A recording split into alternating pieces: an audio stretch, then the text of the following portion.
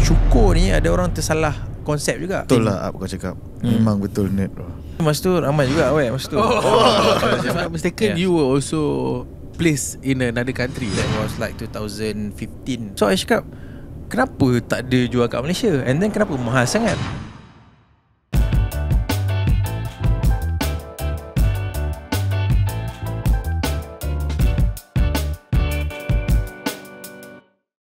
Alright, welcome back to Apa Cerita. Hello. With me again, Ashraf Khalid and Ishraq Kamaruddin. alright, so today we are going to have a very special episode, Yes. and because today we're going to have an entrepreneur yang datangnya daripada bangsa kita.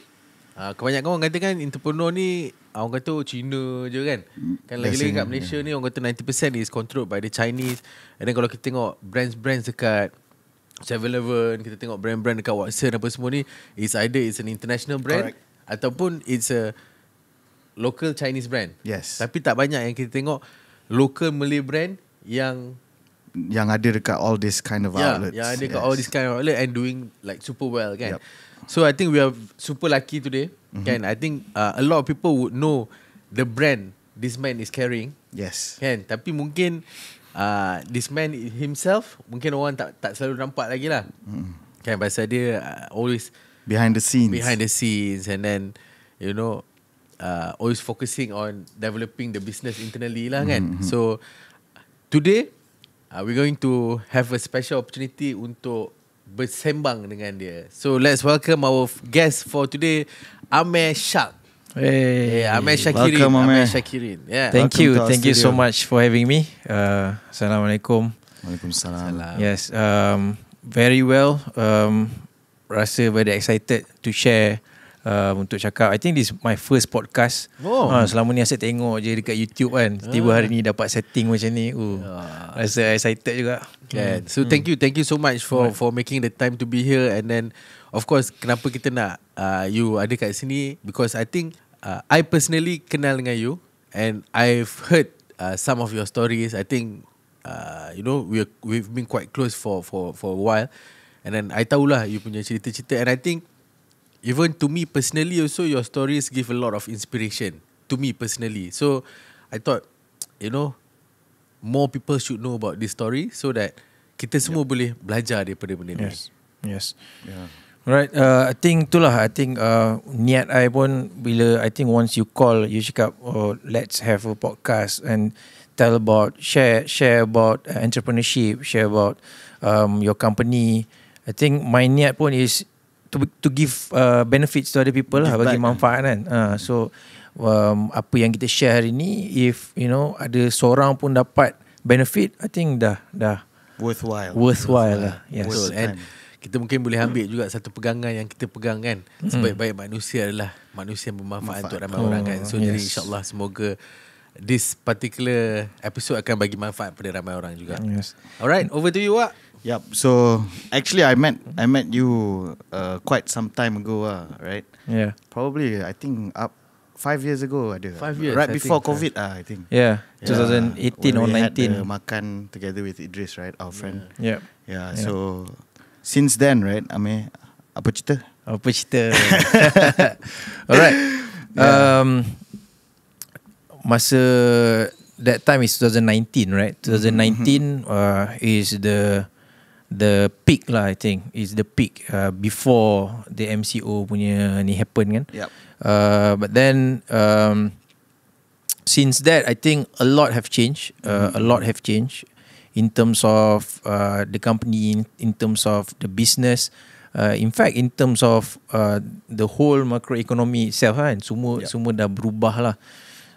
So I think I nak go to that phase tu nanti, masa MCO punya cerita ni. I think kita kena tunggu. Yeah, I think before that lah, maybe I want to also maybe get the audience to get to know you juga a bit better. So maybe we can talk about maybe you can bring back to the maybe I don't know, you are 30 plus now kan? 35, maybe yeah. we go back to maybe 30 years ago. Alright. Where you were 30 years. the mini From- Amir bro. I understand. The mini Amir kan. What happened to this mini Amir? Kan, how was his childhood? Right.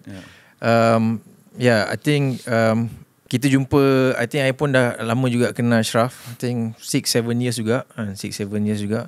And then but then I think this is the first time kot maybe I nak share yang beyond that lah kan. Yeah. Beyond that, masa kecil.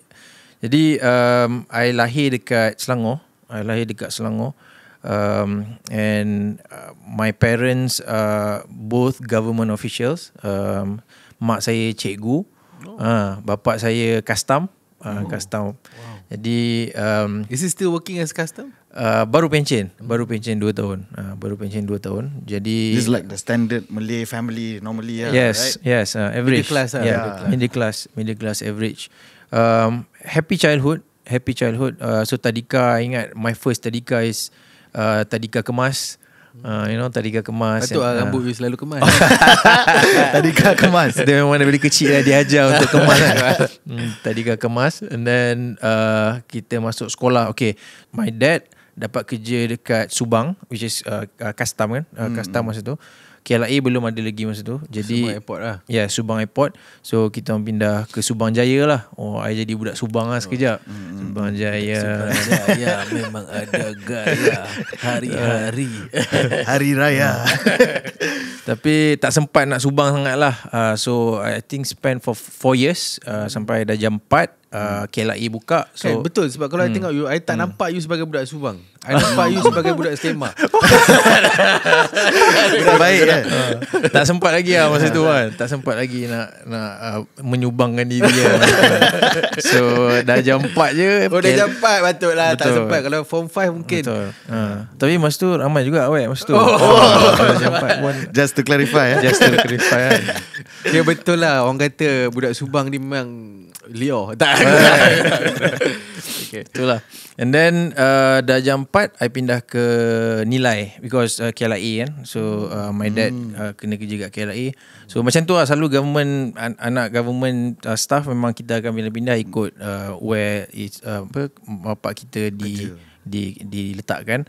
Jadi since then I memang kat Nilai. So daripada jam 4 dah ada 10 tahun dekat Nilai. So your mother also, bila your father pindah, your mother also had to move. Betul. So dia akan apply lah. Cikgu apply. dia akan apply untuk pindah. Kadang-kadang lambat lah sikit. Mungkin few months terpaksa berjauhan sekejap. Tapi lepas tu baru ni lah. I think that's normal lah untuk family daripada kalau mak bapak kerja government. And then I think masa I sekolah rendah, bila dekat Nilai ni, I think one of the positive thing is masa tu bila sekolah tu baru, and then I pula macam I jenis yang berani sikit lah. I suka bercakap. Ada bit leadership masa Betul. tu. I rasa betul. Kalau you cakap you budak Subang, I tak percaya. Tapi kalau you cakap you budak Nilai, I percaya. Okay. Budak Nilai ni ada dia punya lain Nilai sikit. Ada nilai-nilai. Ada nilai. Dia adventurous sikit. So I dapat dekat sekolah kebangsaan kompleks KLIA. And then kat situ I dapat jadi ketua pengawas. I dapat jadi ketua pengawas. Dekat Sekolah KLIA. Masa sekolah rendah, yes. KLIA punya sekolah. Betul, sekolah kebangsaan kompleks KLIA. So I dapat jadi ketua pengawas, and then I scored my UPSR, and then I dapat masuk sekolah Alam Shah. Sekolah Alam Shah is SBP lah, SBP kan. I was from Alam Shah too, bro. Oh really? Yeah. Oh great. Sekejap je lah tapi. Setahun setengah. Setahun tengah Yeah. Homesick ke apa? Tak ah. Different story. Alright. But this is about you. Nanti we shot there. Nak kena share juga sikit tu kan. Kenapa kan setahun setengah selalu dah lama tu kan. Oh that's great. Yes. Junior lah kira you kan. Junior. Alright. So after darjah 6 I pergi sekolah Alam Shah 5 years in sekolah Alam Shah. Dan sama jugalah I think the hobby is sports, and then selalu involved lah dalam I jadi penolong ketua pengawas macam tu lah kot. Penolong ketua During pengawas. your Leadership, I think leadership was Masukan. already in you lah daripada you kecil. Betul. From primary school. From primary school Betul. up to Pengawas. ni kan. I think I got that a bit juga lah. I mean I got that most from my dad because my dad is custom, dia uniform kan. Dia badan And dia I uniform. nak tahu juga your dad when he was in custom, what was his last position? Was he like a high rank? Masa kecil tu was he like in the high rank ataupun was he like what was his ni? Dia penguasa custom. I think Penguat kuasa lah. macam penguat kuasa lah, penguat kuasa custom. I think his last position is macam timbalan pengarah for department dalam custom. I think is macam percukaian punya department lah. But then I got I think leadership daripada my dad lah, banyak my dad being a custom officer kan, so pakai disiplin daripada kecil memang ada disiplin, timing semua. Walaupun tadi macam lambat sikit sebab jam. Apa? Itu semua diorang tak perlu tahu. So and then also from my mum cikgu, dan her last position interestingly is GPK Ham. Kalau itu Memang disciplinary lah. hal ehwal murid kot kan. So bila mak you GPK Ham, memang you yelah adalah terspill sikit. Takkan lah dia jaga disiplin Dia anak orang, practice, anak sendiri. Practice dengan you lah. Exactly. So I think itulah yang banyak shape my younger days. Masa tu kita banyak leadership kat situ. I ingat lah, I assume a few position masa tu. Orang cakap Jipang gila pangkat orang panggil. Gila pangkat orang panggil kan. Tapi nak buat macam mana kan, kira I mean dah dilantik kan, so Tu I nampak beza tu. Kalau budak Subang dia punya kerja fly. Kalau budak nilai dia fight untuk dapat banyak position. Budak Subang penting style. Ada gaya. Marah budak Subang gitu. Tu lah. Tak, kita gurau Subang, we love you. Yes. Okay. Alright, so lepas tu alhamdulillah I scored my SPM, and then I got a scholarship from Petronas. I think I kalau nak cerita masa tu, I ingat I ada dapat juga untuk jadi doktor, tapi bukan overseas. Masa tu jadi doktor dekat universiti dekat Malaysia lah. So You minat ke doktor? I sebenarnya memang nak buat doktor. Masa form 5 I ingat dekat bawah tu I tulis, I cakap I want to be a doctor, apa benda semua lah. Tapi bila dapat tu, doktor tak dapat kat OC. Tapi yang Petronas offer I jadi geologi, belajar geologi. Dapat kat New Zealand. Dapat kat New Zealand. So macam masa tu budak-budak kan. So macam nak belajar kat Malaysia ke belajar kat New Zealand? Of course lah, you pilih kat New Zealand. Whatever course lah kan. Boleh keluar.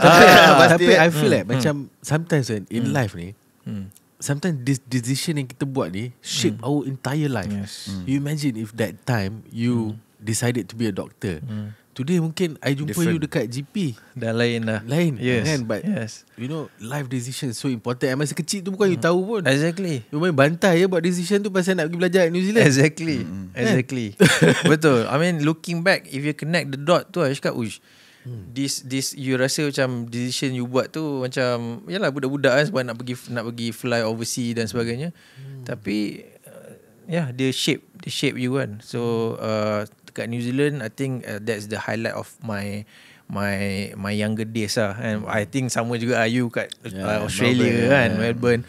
Best lah. Tapi tak semua orang dapat. But then for a person like me, from my background, dapat scholarship, so dapat belajar. Tapi I just nak bagi tahulah kat semua penonton kan, Amir punya definition of having fun ni bukanlah macam Ishraq punya definition of having fun. Kan? Mungkin boleh cerita sikit lah, apa fun you buat masa tu? Ada ke pergi party, pergi awet-awet semua ni ke? Apa yang paling teruk mungkin after dinner party lah. Kita macam paling teruk.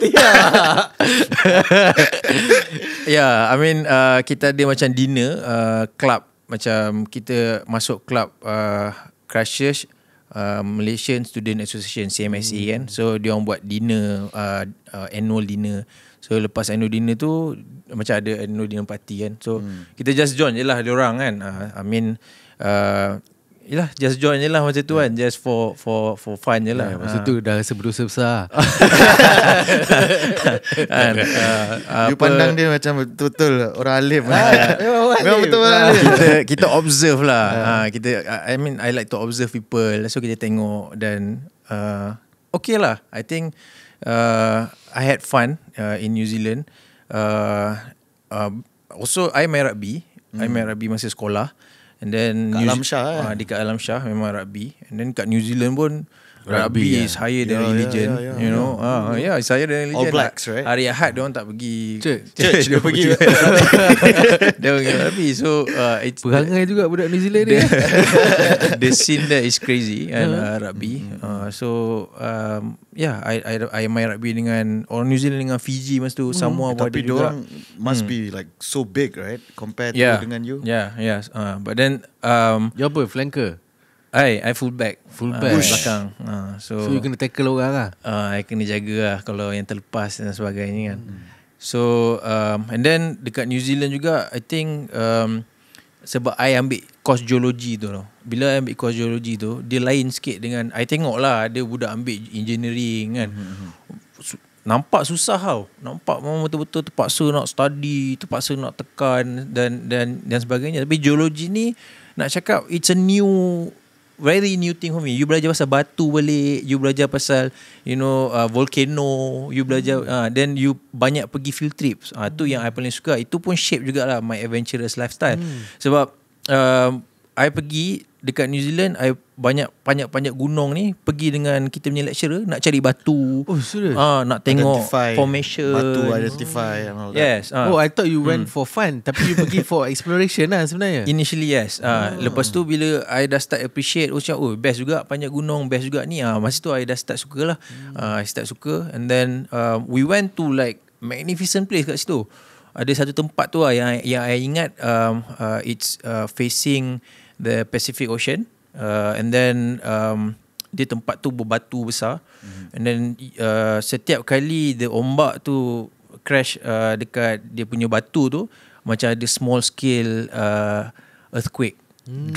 You can feel the Yeah, vibration. you can feel the vibration. Ni dekat negara? Kat New Zealand. Masa tu ada. kita orang tengah buat field trip. I think it's not accessible to public. Itu untuk field trip university dia kasih masuk. Dia kasih macam tu. masuk because of that. Yes. And then you boleh feel the gegaran tu. Kuatnya dia punya ombak kena dekat batu tu kan. I still remember that place lah. Still remember. And then that shape I punya ni lah. Sampai sekarang I suka banyak gunung. I suka pergi ni. Yeah, because I know you quite well also. Yeah. I think last week also you ada pergi exploration trip also. I went up Mount Rinjani, gunung kedua tertinggi di Indonesia. Indonesia. Di Indonesia. It's a active volcano, gunung berapi. So memang lagi best lah. I pergi, I tengok batu-batu. Wife I terpaksa layan I punya cerita lah pasal batu-batu. Dia mesti pelik apa benda lah. But that's Aku the cerita risk pasal lah. batu ni.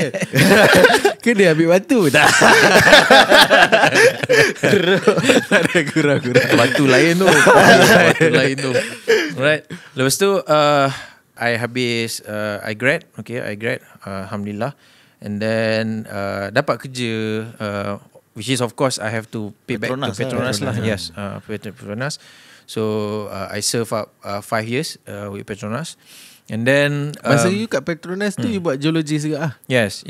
So starting as a well site geologist, memang banyak pergi rig, banyak pergi tengok drilling tu itself. So itu pun adventurous juga. On ground lah. Datang naik chopper, datang naik. Apa kena mengena dengan batu and also the drilling part? Yeah, you when you drill You batu need to know tu keluar. the- Yes. So each macam you dah drill 1000 meter kan, 1000 meter batu dia lain, jenis batu dia lain. Faham. Dalam lagi jenis batu dia dah lain. So from the cutting dia You keluar need to know. Yes, you determine lah. Sekarang ni kita dah sampai dekat sandstone. Sekarang ni kita dah sampai kat this formation. Soon dah nak sampai dah dekat dalam kawasan minyak. Understand. Then bila drill sampai kat minyak ni dekat dalam ni, I cerita sikit lah. Minyak ni dekat dalam dia bukan macam satu chamber yang bila you drill dia macam terpancut keluar dalam satu chamber. Tak, dia simpan dekat dalam batu juga, dalam sandstone, dalam macam batu-batu yang banyak porosity kan, poros. So dia dekat dalam tu, so bila batu tu keluar kita boleh nampak ada kesan-kesan minyak dekat batu tu. Okay, we are there. This is the place. Itu lah kerja I dulu, geologis. Basically mencari minyak 2-3 kilometer, 4 kilometer dekat bawah tanah. Dekat bawah Tapi tanah. tak payah masuk guna teknologi lah kan. Tak masuk dalam tanah lah. I mean we drill. Drill lah kan. Takkan nak masuk. Gila 4 kilometer tanah. Mana tahu Amir Petronas bayar-bayar mahal-mahal. Masuk tak keluar-keluar.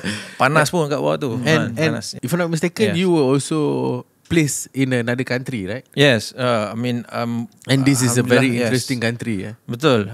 Quite fortunate masa tu. Alhamdulillah, I think because of the performance as well, because of I think the first week I pergi dekat masa I masuk Petronas, the first week I masuk, I cakap dekat my senior manager masa tu, Encik Mazin, I think. I cakap dia, boss, I think can I do a sharing session? Macam terkejut lah diorang, macam uish, budak ni baru seminggu masuk nak buat sharing session kan. So dia bagilah, so panggil the whole department. Sharing for what? I shared my final year project masa tu, I ingat. So my final year project punya paper tu, I convert to presentation, slides, and then I present. So orang tanya and so the first week lagi you dah macam make a impact dekat dalam, betul. Ni impression right? Yes, dekat dalam department. I think lepas tu kira they look at me, and after one year lebih dia orang cakap, Amir, go to Turkmenistan masa tu. Turkmenistan. Wush, negara tu I think very unique country. If I'm not mistaken, it's ex-Soviet. Ex-Soviet, yes. Ex-Soviet. 90% Muslim. They love horse, carpet. Horse and carpet. Dia ada kementerian kuda dan kementerian carpet. I mean, almost like that lah. I mean, they really focus on that lah. Yes. That's the main economic revenue kot. Betul. I think dia orang pernah bagi hadiah dekat Tun Mahathir, a breed of dia punya kuda tu lah. Kuda dia orang, dia punya breed is Ahal Teke. It's a unique breed lah, yang ada dekat Turkmenistan sahaja lah. So Ahal Teke. And then carpet lah. So carpet pun dia orang minat lah kat situ. And then kat situ ada gas, banyak lah gas. Fourth I think largest gas punya reservoir dekat dalam dunia. So and then satu lagi yang best Turkmenistan ni, dia dah located dekat dengan Europe lah. Kan? So senang nak cabut. Exactly. Senang nak cabut. So macam ada long weekend je I pergi I pergi Istanbul. Ada long weekend je pergi Paris. So kat situ I dapat jalan-jalan lah, pergi India. So dekat situ dah senang kan. You nak gerak. Cheap. Bro, Yes. what was your income like masa tu? I'm sure it was quite good, right? Petronas, hantar luar negara. I'm sure they pay in USD or something or what?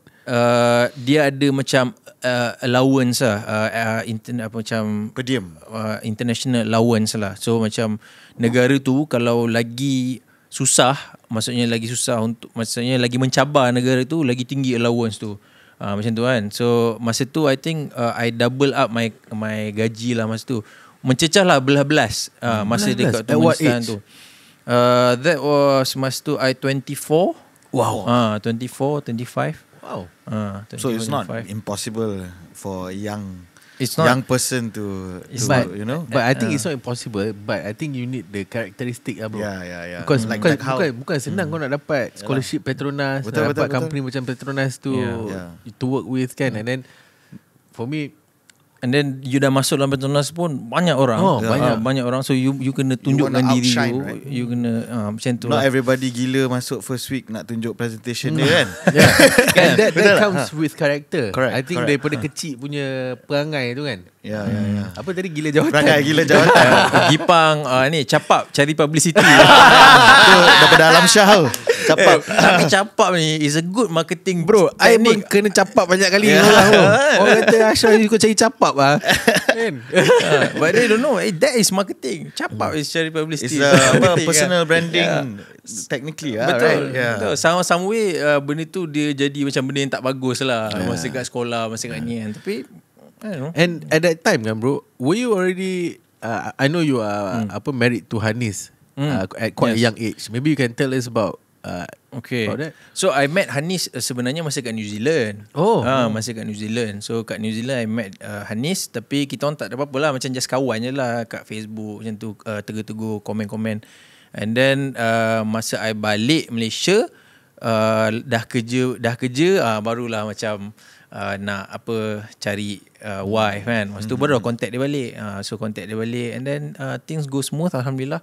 I think a few months kita contact, dan kita engage, and then cerita nak kahwin ni pun panjang kat cerita nak kahwin ni kan. So I dah engage. I sepatutnya kahwin bulan 12, tapi bulan 6 tu I kena pergi, bos I panggil, cakap you kena pergi Tukmen bulan 9. So I cakap macam mana bulan 9? Bulan 9 nak pergi Tukmen, takkan nak balik, memang susah sebenarnya nak balik untuk kahwin pula bulan 12. So what happened was, kita orang awalkan kita punya kahwin, nikah gantung orang panggil. So tak ada ceremony, tak ada reception. So kahwin je dulu so that I can go, and then Hanis can follow me. Lepas tu I think the next year tu kot baru kita langsung dengan bulan 4 macam tu. Baru kita. So she went with you lah. Yeah. Masa awal tu, bila you pergi, macam the first 6 months tu, mungkin I think Hanis datang macam sebagai pelawat sekejap je. Dia tak boleh macam datang sebagai family lah. So ada visa to work. Yes. So lepas I dah setahun tu, baru boleh bawa family macam tu lah. Masa tu pun Hanis dah start pregnant, macam tu lah. So masa reception pregnant? Masa reception I think 2 months ke 3 months macam tu lah. Kata apa? Bunting pelamin. Bukan buntal. Bunting. Ingat buntal. So that's interesting. I think that's the sacrifice lah. I mean, of course bila I fikir balik, yalah sekarang ni macam-macam pasal isteri dan sebagainya. Bila I fikir balik, macam a lot juga sacrifice Hanis kan. Macam masa tu you nak nikah gantung, orang mesti tanya macam-macam kan, kenapa you tak nak buat reception ni, kenapa nak nikah ni kan? Nak saving duit ke? Nak saving duit ke, ataupun what are you hiding apa? But actually sebab tiba-tiba dapat peluang untuk pergi job kan, untuk pergi. I think we have heard about your background. We have heard about where you collect all your skills from leadership to independent with the latest Turkmenistan je ni kan. And kita dah dengar lah macam mana basically Amir ni daripada seorang budak kecil sampailah dia menjadi seorang pekerja di Petronas kan. But I think what's more interesting adalah the brand that you built, which is Hipster Pomade. So we will discuss about this, and kita akan cerita tentang how you started Hipster Pomade right after the break. So stay tuned. Yeah.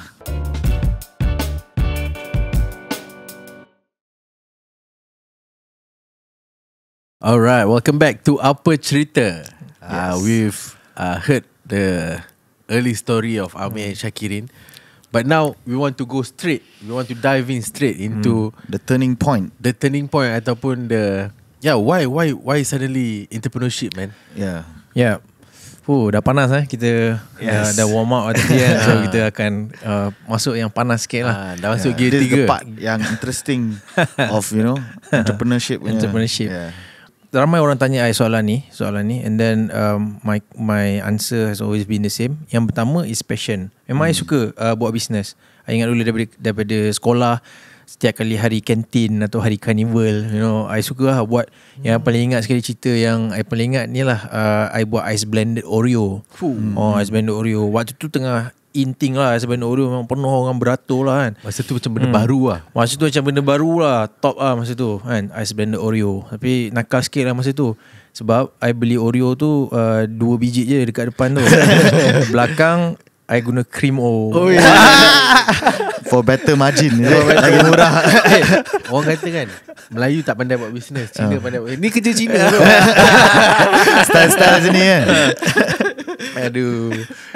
So you belajar daripada ni lah. Dapatlah jimat sikit masa tu kan. Tapi itulah, I think masa dekat carnival I suka. Masa dekat in fact masa dekat universiti pun kita selalu buat macam Malaysian night. So jual macam-macam dan sebagainya. In fact masa kat universiti pun I ingat I pernah jual beli kereta kot. I pernah jual beli kereta. So car salesman.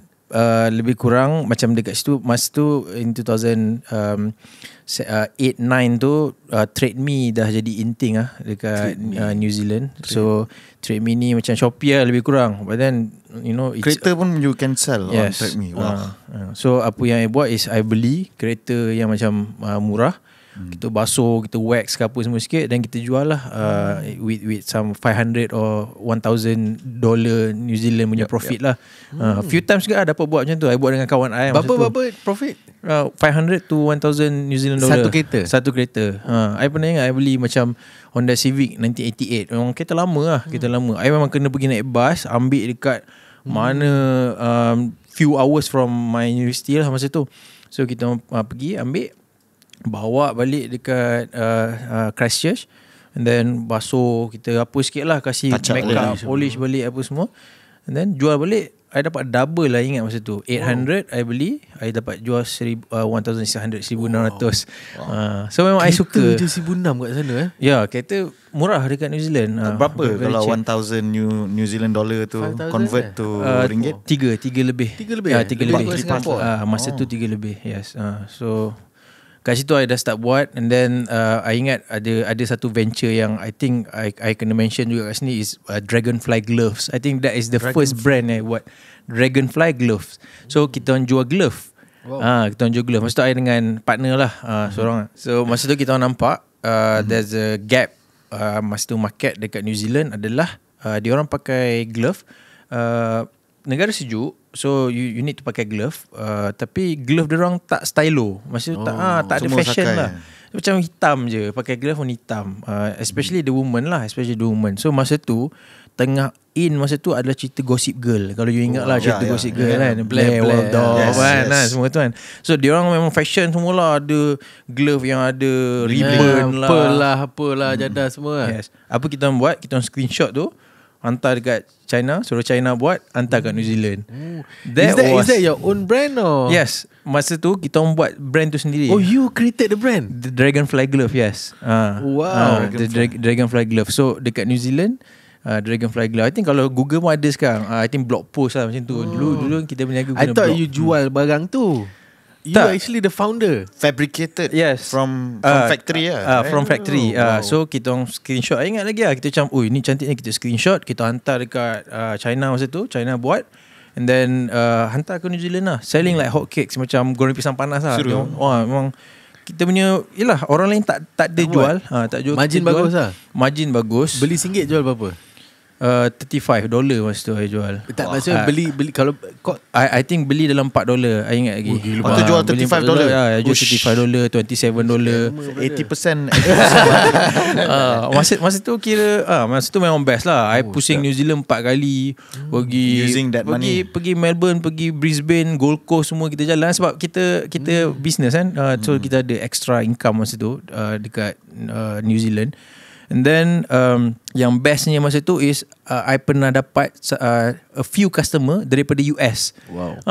We are sending to US already masa tu lah. Boleh cakap international lah. Boleh kata international lah. Global. Mind you, this was 2007, 8, 9 tau. Internet wasn't even that big. Exactly. Facebook just started. Exactly. So masa tu Trade Me lah, kita jual kat Trade Me kan. So itulah.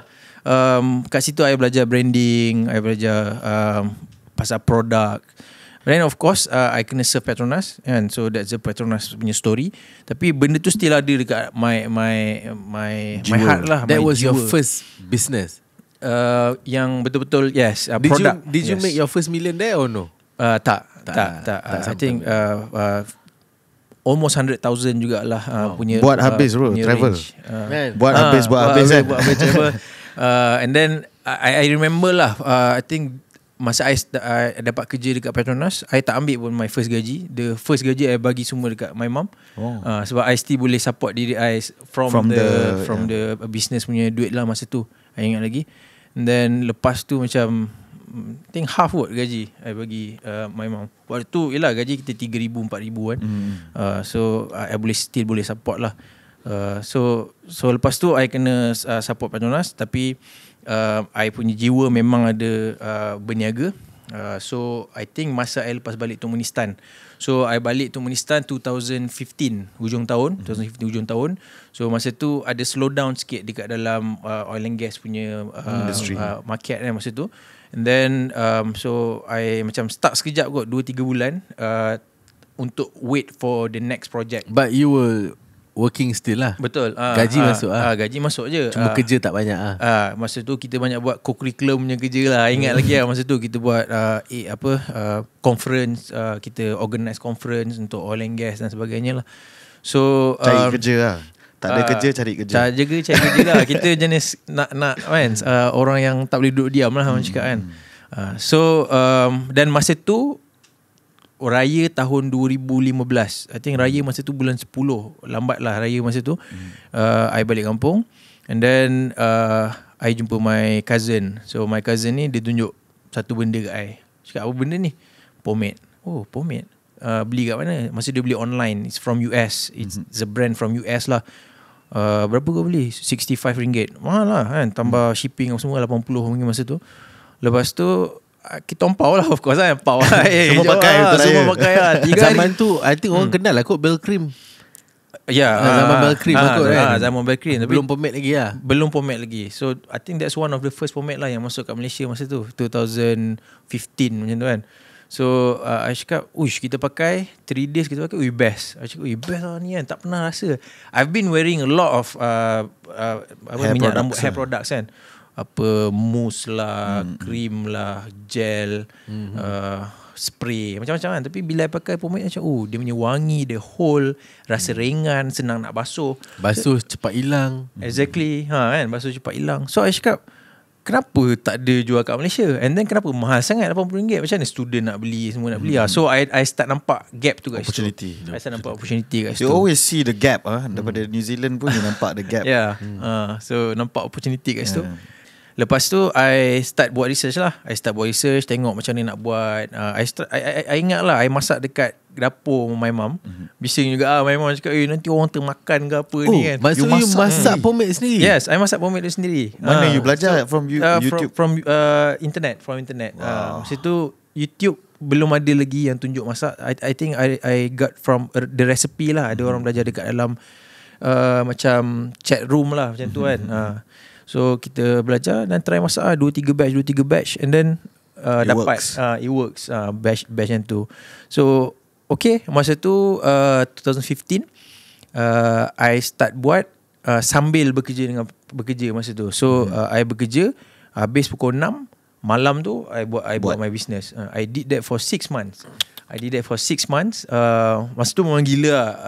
I think masa tu I rasa macam how old were you there during that time? 29. 28. 2015 28. Yes, 28. So 28 tidur macam 3-4 jam je.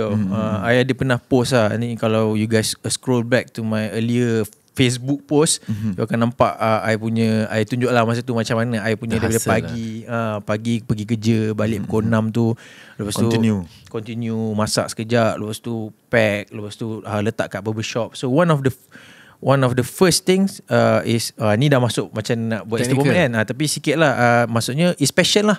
So dia start daripada passion, start daripada gap, kita rasa ingin tahu kan, kita nampak macam kenapa tak dijual kat Malaysia kan, kenapa jual mahal sangat. So benda-benda macam tu lah. I think that's the first lah why I transition from daripada bekerja ke entrepreneurship.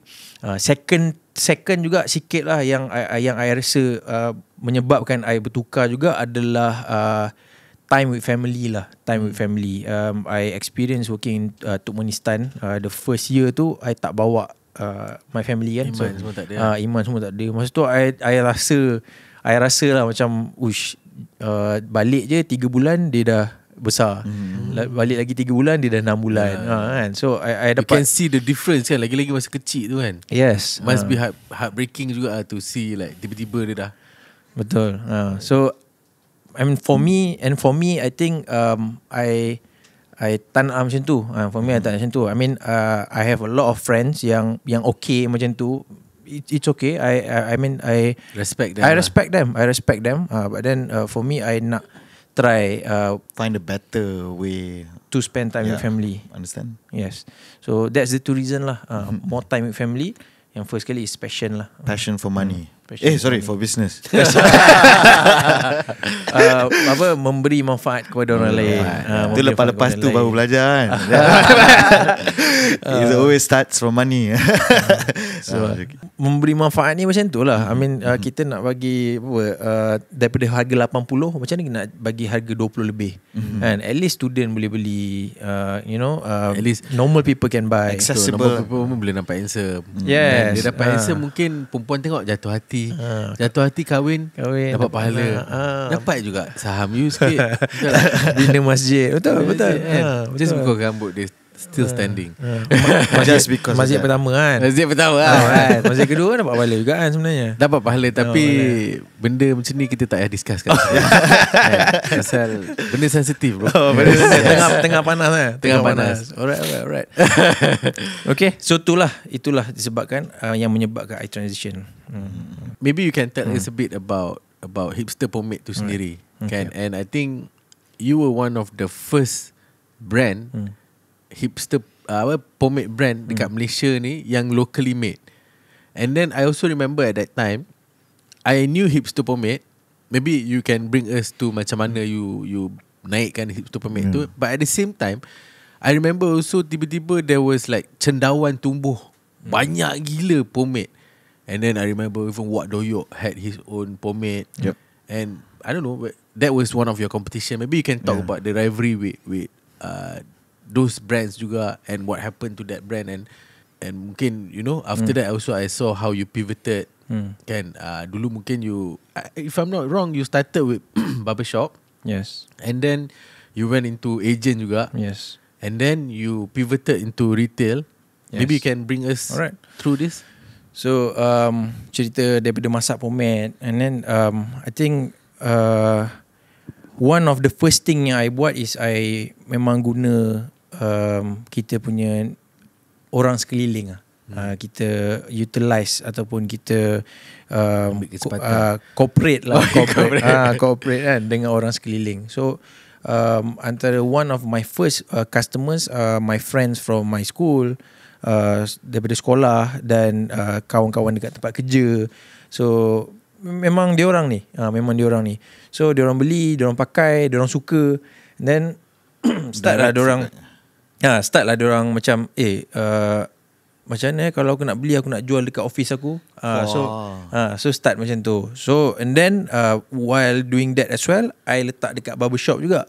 So dekat nilai masa tu mungkin ada 5 to 8 barbershop. I pastikan semua tu kita letak Hipster Pomade. But at that time it's already called Hipster Pomade. Yes. That time. From the start you dah memang namakan Hipster Pomade lah. Betul. From the start. And that was also the start of hipster punya culture tak? Yes, betul. Masa tu memang tengah in lah. Masa tu tengah, macam sekarang ni kan kita dah sampai ke level apa orang kata healing sampai pagi apa semua kan. But it started from that hipster stuff, right? Yes. Macam tu macam cendawan lah, barbershop hipster cafe. Yes. Then I got that hipster name dalam my IPO. So so actually I think kalau I lambat 2-3 tahun the words is already common. So you susah nak pegang nama hipster tu. But I dapat nama hipster tu from my IPO. So I dapat registered the brand lah. Awareness tu I dapat pun I pergi Dr. Azizan punya kelas. I think I ingat lah macam mana cerita I pergi tu. I pergi hantar my pomade ni dekat satu kedai barber. It was a barber ke vape shop kot, macam tu lah. Then the person tu dia yang penjaga kedai tu happen to be the owner. So dia cakap, bro, bos tak buat business kan? Cakap, bos tak buat business. Kau tak nak pergi ke ni Dr. Azizan ni, dia ajar orang buat business. Cakap, bila? Sabtu ni bayar RM50 je. Yang RM50 3 orang macam tu lah kan. Aku dah buat dah ni, aku dah bayar RM50, ada seorang. So kita orang pergilah. Ingat that's the first time lah. So the first time very interesting. Kita background family semua background bekerja. So bila you dengar pasal marketing, you dengar pasal stokis dengan agent punya sistem, so you dapat get ideas lah. You get ideas, I did some research. So dekat situ dia start naik. Nak cerita I made my first million dengan Hipster Pomade after 6 months. Raya 2016 tu, I got my first million. So Raya 2016 masa tu dalam bulan 9. So it was still when you were working in Petronas still lah. Right? I macam I ambil cuti tambah gaji. Sejuta tu quit terus lah. Yalah, itulah. Okay, jadi OKB lah. Cerita dia nak berhenti daripada Petronas ni tak senang.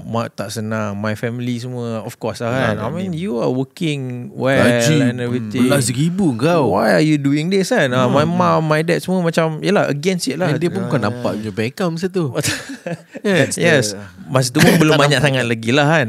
Masa banyak. So dia orang tak nampak lagi masa tu. Not just my immediate family, kira pakcik-makcik semua pun. What about your wife? My wife masa tu dia okay. My wife masa tu dia okay. She was a teacher masa tu juga. Dia tengah jadi cikgu. So dia okay je. Dia okay. So I ambil cuti tambah gaji dulu sebenarnya. I ambil cuti tambah gaji dulu. So macam sabbatical lah. Sabbatical.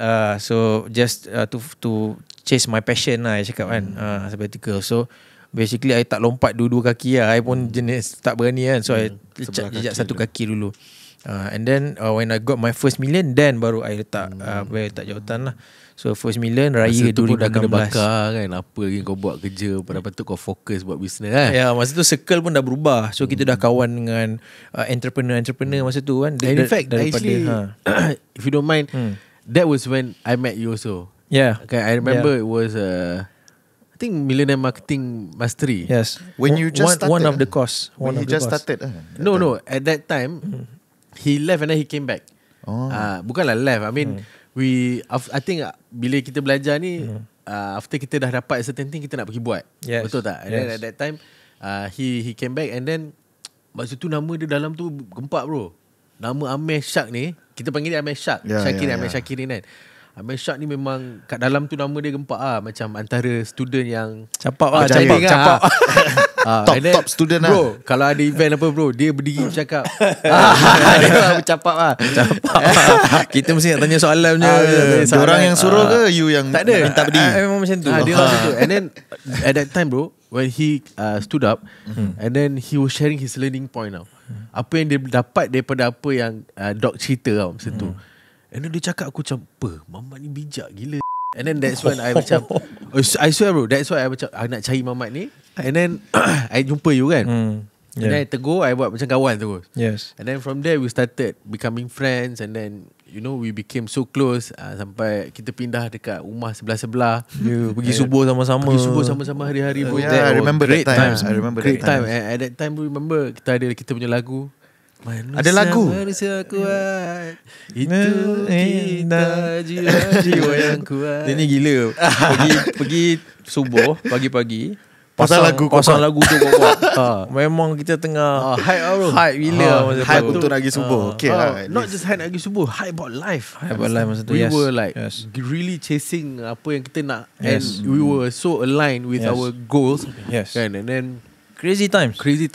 I ingat masa tu 2018-19 kan.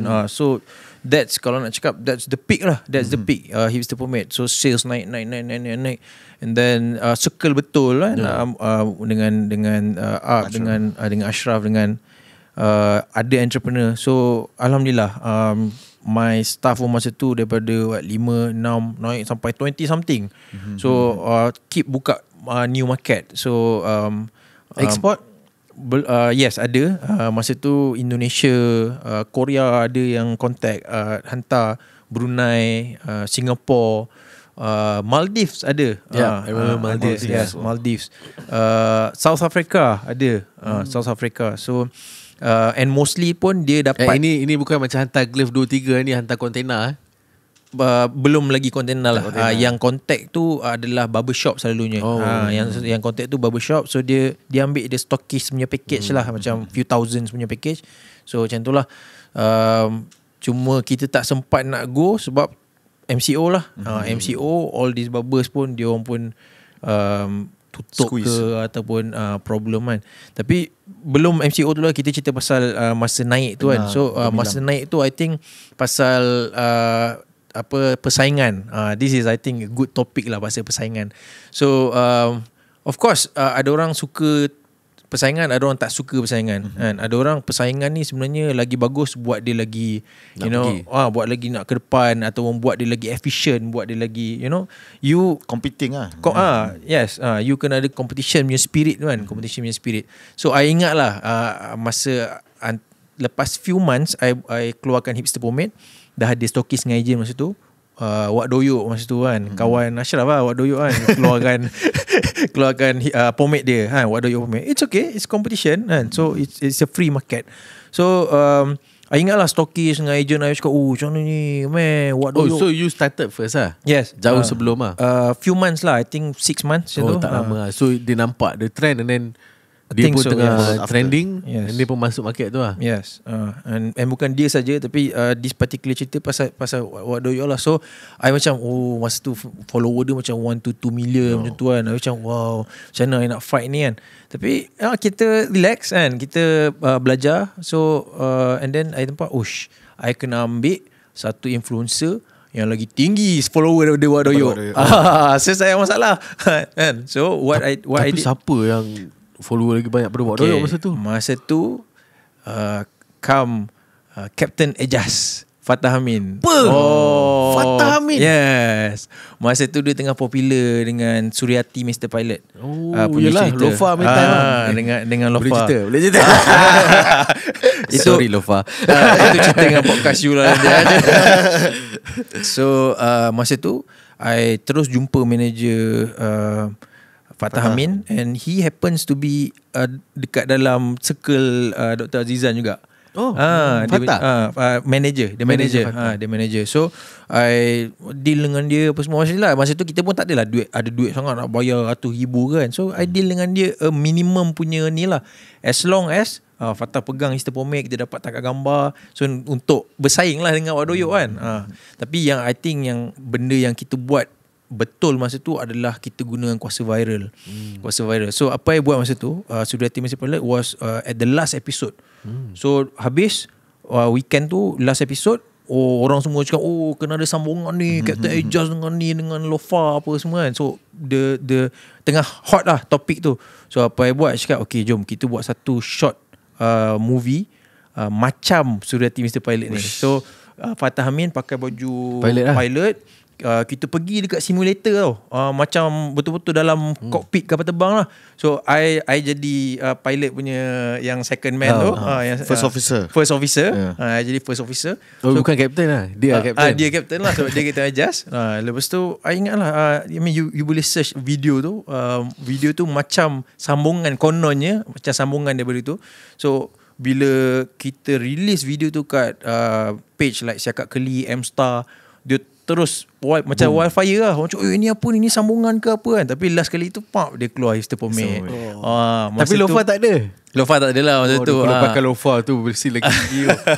Tapi time tu pun dah viral lah. Time tu dah viral. And then benda tu I think few millions lah view. So dia jadi viral kat situ. And then I think kat situ dia pun tumpang capap lah. I pun tumpang campak kat situ. Ada dalam movie tu kan. Mesti ada muka. Ada juga yang mesti ada muka ni. Masa tu lah kan. Masa tu. So kalau kau nak tahu betapa capat punya Amir ni, tengok packaging dia, muka dia.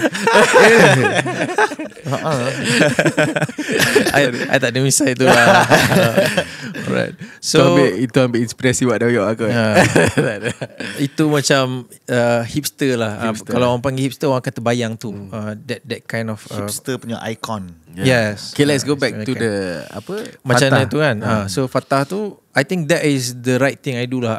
I write on the issue dan benda tu jadi viral. Benda tu jadi viral gila. And then sales I naik, I dapat buat billboard masa tu. I dapat naikkan billboard. Masa tu through the advice of Dr. Azizan lah. Masa tu Titan lain, anak murid dia lain pun ada naikkan billboard. So I pun jadi berani lah nak naikkan billboard. Mana kita tiba-tiba nak bayar kan, RM100,000 nak naik billboard dekat tepi jalan kan. I remember that time I jalan drive pergi airport, kiri semua billboard anak murid Azizan, bro, including yours. Yeah. But I saw his lah. Ni aku nak cakap billboard pun muka dia. Jimat bro. Jimat. Free marketing. Kalau nak muka orang lain kena bayar. Kalau kita free. Tapi you buat yang Fatah Amin punya video tu, right? Must be expensive, right? The timing and dia tengah hot. Dia tengah hot. Yes. Itu dalam minimum package lah yang I discuss dengan Fatah. But it's still reasonable lah. Yes. At your level that time. Yes. Masa tu still reasonable. I think negotiation pun, and then right timing lah. Masa tu Fatah belum lagi kat sini lah. Dia baru nak on the way tu kan. So kita masih boleh lagi masa tu. So happy lah I dapat dekat situ. So itu lah jadi batu loncatan. I pasang billboard. Bila I start pasang billboard ni, I dapat interest daripada retails lah. Daripada retails ni kan, 7-Eleven, Watson. Diorang kenal lah, diorang nampak lah kan. So it's not hard for you to actually nak yakinkan diorang untuk letak barang. When you did the billboard, was that in your mind already? Was that something that maybe you and Doc possibly discussed? By design. Yeah, was it by design or something that happened? Yes, actually masa tu I ingat jadi AG doktor, the mentor us to cakap apa brand yang you nak jadi. Macam dia suruh kita ambil satu model kan. Apa masa tu I ingat I nak jadi macam this G brand from Japan. Yes, Gatsby. Right? Gatsby. So I nak jadi macam tu.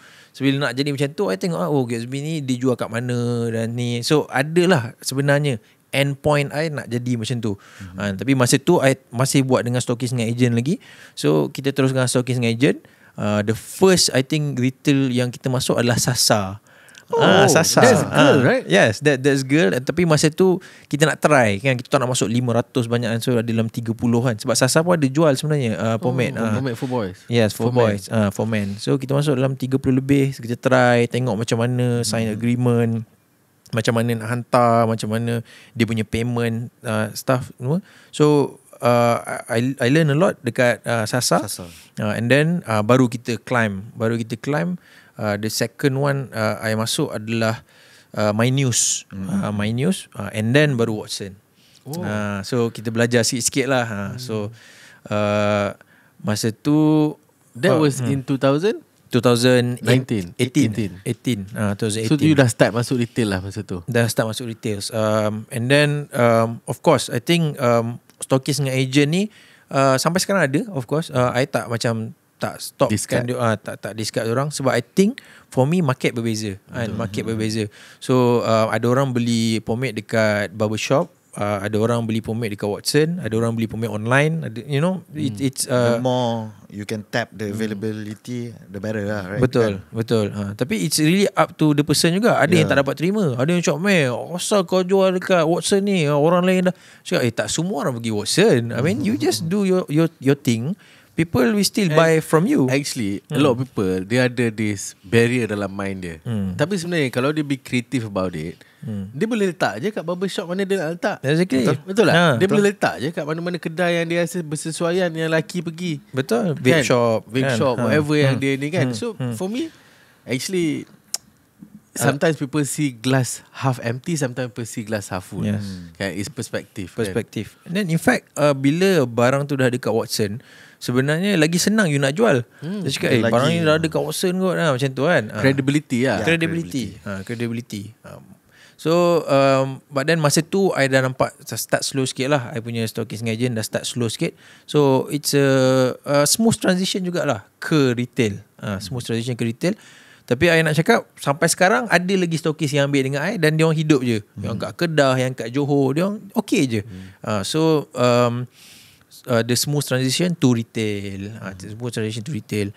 So retail ni kalau nak cerita sikit lah kan, retail ni you main cash flow lah sebenarnya. Yes, I heard about that. Yes, cash flow. Because 3 months payment term dia. Yes, 3 months payment term.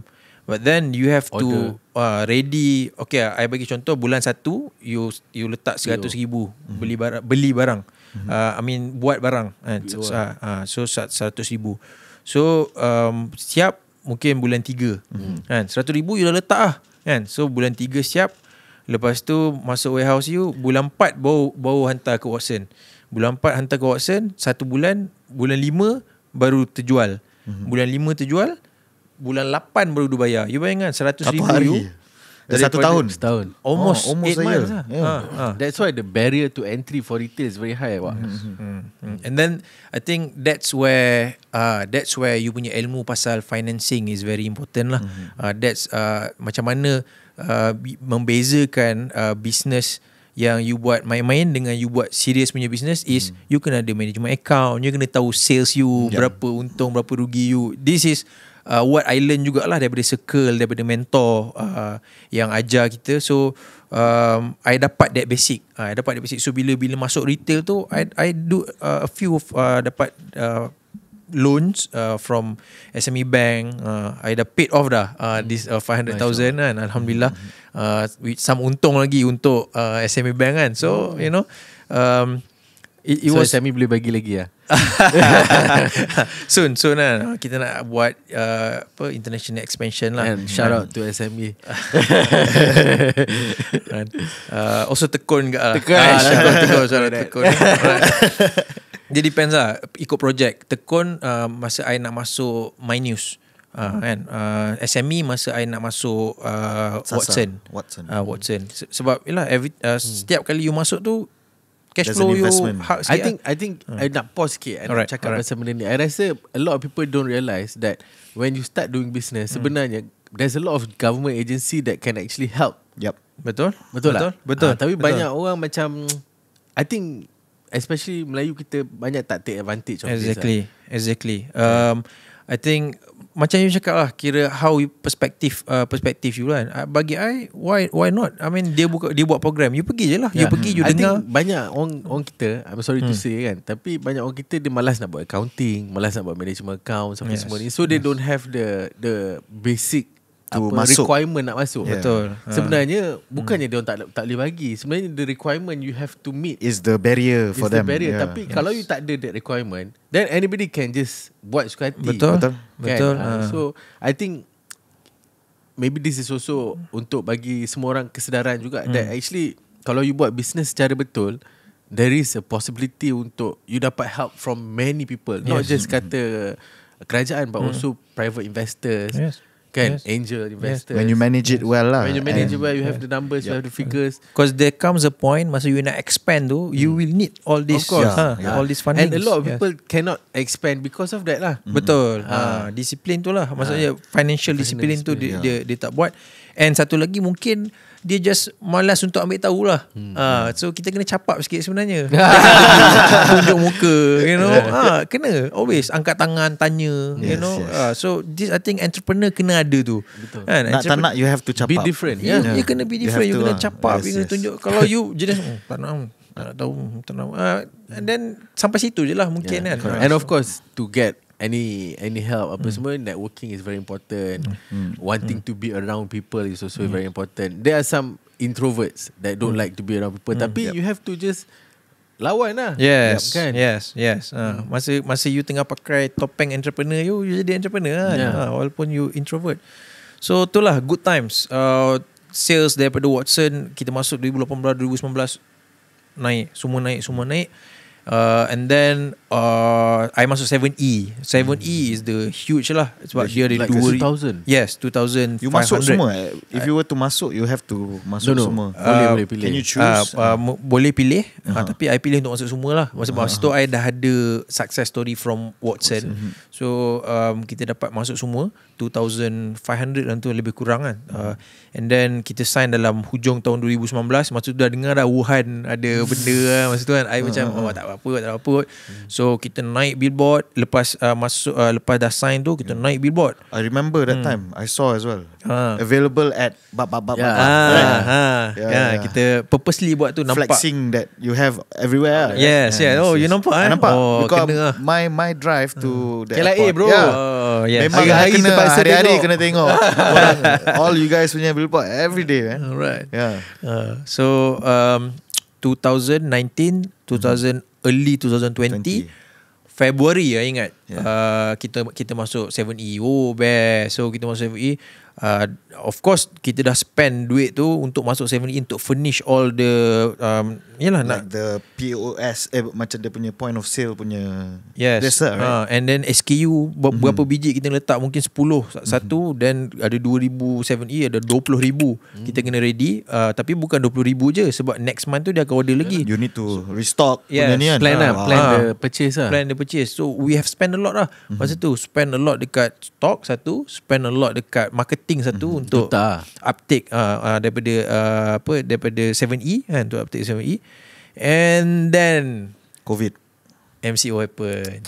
18 Mac 2020, I ingat lagi. Masa tu kita semua confused kan. We were confused masa tu. Kita masa tu pun yang macam tu, kita tengah pergi subuh sama-sama, and suddenly dia tak boleh kan. Suddenly dia tak boleh. Imagine bro, that time you were going, kita pergi sama-sama hari-hari bro, and non-stop, and we had to stop because of COVID. That's during that time that we went subuh one time, right? That is that time. Tu lepas-lepas tu sikit. Lepas-lepas sikit. Ni masa start MCO. Tu dah after MCO dah. Ni masa nak start MCO, and at that time I was neighbours with him. So the only people that I can see is him. Selang 2 rumah masa tu kan. So MCO ni very nak jahat. cakap very vicious lah. Vicious. And then for me, I'm a positive person, but then I paksa cakap it's very hard for me lah to be positive even during that time. Betul. Betul. I mean sekarang lah baru I nampak the benefits of it, but then I cerita lah sikit masa tu. So you boleh bayangkan, my product is a men's grooming product. You know, lelaki pakai, kalau nak lelaki selalu pakai macam ni sebab nak keluar, sama ada pergi kelas atau pergi universiti atau pergi kerja atau pergi jalan-jalan lah dekat mall kan. Kat rumah lelaki tak pakai. Mana ada lelaki sikat-sikat dekat rumah kan. Exactly. Tak ada. Kat rumah lelaki pakai kain plekat, paling sempoi sekali lah kat rumah. So the demand was drop. Masa tu sekolah tutup, universiti tutup, office tutup. So demand teruk. And I remember 2019 hujung tu, I ada dalam 20 something staff kan, almost 30 masa tu. So kita cover barbershop juga masa tu. I open. So dah ada your own barbershop? Rangkaian barbershop lah. So I think we covered around 1,500. Jos apa semua ni lah. Jos tak kasih kasut sebab dia jaga dia punya ni. So kita masuk yang lain-lain lah. And then masa MCO, this barbershop semua tutup. This barbershop semua tutup. So I 20 orang budak ni, mula-mula kan, you ingat tak masa tutup tu macam 2 minggu. Lepas tu extend lagi 2 minggu. Extend. So kita tak boleh buat decision macam mana I nak buang ke, I nak berhentikan sekejap ke. So we pay lah. We pay. So the money ataupun the simpanan kita daripada 2018, 17, 18, 19 tu burn banyak lah masa MCO tu. Masa tu kita burn banyak. Sebab yelah, you bayangkan tak ada income, tapi you terpaksa survive, forward nak bayar. I think Asia, I dengar masa tu kan, that time even worse. Worse kan. Memang diorang bro, our cost base is high. Yes. Billions in saving. And then kita lost in a few months and then kita tak boleh nak buat decision masa tu. I ingat sebab kita pun tak tahu kan. Kita pun tak tahu berni setahun ke 2 tahun. End up 2 tahun guys kan. End up 2 tahun. Gila. Betul. Walaupun 2 kali menangis. Saya ingat lah 2 kali I cried during MCO. I cried one because kita ada benda yang kita nak capai kan. Masa tu berapa sales dan sebagainya, tapi bila benda tu tak dapat berlaku, I think I fail lah. I think expectation versus reality lah. Yes. So I fail. I rasa down lah masa tu. So duka cita lah. Duka cita. Yes. And then the team jugalah masa tu. So team yang kita bina and everything, then you tak dapat nak hold diorang. Memang tak dapat. I mean, it's either seluruh kapal tenggelam ataupun you have to maintain supaya kapal tu tak tenggelam. So that the company survives lah. Yes. And it takes a toll on you. I mean, secara mentally kan. So you jadi pressure. So I know you also very close also your people. Yeah. We were, you know, very, kita family pernah pergi Bandung sama-sama. You know, kita very good relationship. Macam yang kita belajar lah kan. Macam yang kita belajar, kita meeting pagi-pagi, cerita pasal Win. So they tell about their family and everything. So kita dapat. So it was hard masa tu. And then duit pun dah kering kan, and then I remember lah, masa dia buka, so 2020 bulan 3 tutup, sampai bulan 10 kan, lebih kurang bulan 10 tu macam nak buka balik, tapi macam sikit-sikit buka kan, sikit-sikit buka. So masa buka tu I dapat SRF, Special Relief Fund, sikit lah kan. So and masa tu not knowing what will happen in future, I thought macam tu dah habis lah masa tu. So I belanja, I hire balik orang expand office masa tu. Nak recover masa tu. I nak kejar balik lah masa tu kan. So kita pasang billboard, buat marketing. That was hujung 2020. Hujung 2020. Not knowing dia akan tutup balik untuk PKP2 Januari 2021. Itu I terduduk second time. Gila. Lepas tu dah spend Masa tu dah spend, dah expand office apa semua. Masa tu you tak tahu dia akan tutup balik 2021. You thought it's over. You want to have the apa nama dia, first step ahead That's why you spend as per ni kan. Yes, you ingat it's over. This 8 months is over. So this now is for us to pull on lah. Kena pull on lah masa ni. Tapi 2021 bulan 1 tutup pula. Aduh. So masa tu memang terduduk. I remember I pindah nilai, you know, duduk dekat dengan my family. For support, senang untuk kita emotionally, you know, support system kita kuat. Support system kita kuat. So and then tapi alhamdulillah walaupun dekat bawah tu, I think one of the thing yang menguatkan kita, I have to share jugalah is pegangan kita ke agama lah. Kita sebab kita ada agama kan. I mean 2017, 18, 19 kan kita pergi subuh and everything. So benda tu menguatkan kita. Kita yakin yang this is temporary. Rezeki tetap akan ada.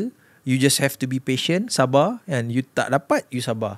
You dapat, you syukur. Simple. I think I punya bio dekat Instagram is syukur dan sabar. You dapat, you syukur. You tak dapat, you sabar. So waktu tu is masa sabar lah. You sabar, kita sabar. So this is like your two different mindset. Exactly. So now is syukur, alhamdulillah, when you are doing well. Yes. And sabar. Oh, that's good. Yes. Simple je sebenarnya kan. Sabar. Waktu tak dapat, sabar. You dapat, syukur kan. So masa tu kita sabar. And then alhamdulillah kan, 2021 dah start open sikit. 2022 dah open balik, full, kan? Full balik. So and then comes sama lah sekali, sales kita pun start naik balik. And then I start expand balik. Team I sekarang dah dekat nak 10 orang. And then kita dah masuk balik new retail store. Kita masuk Giant.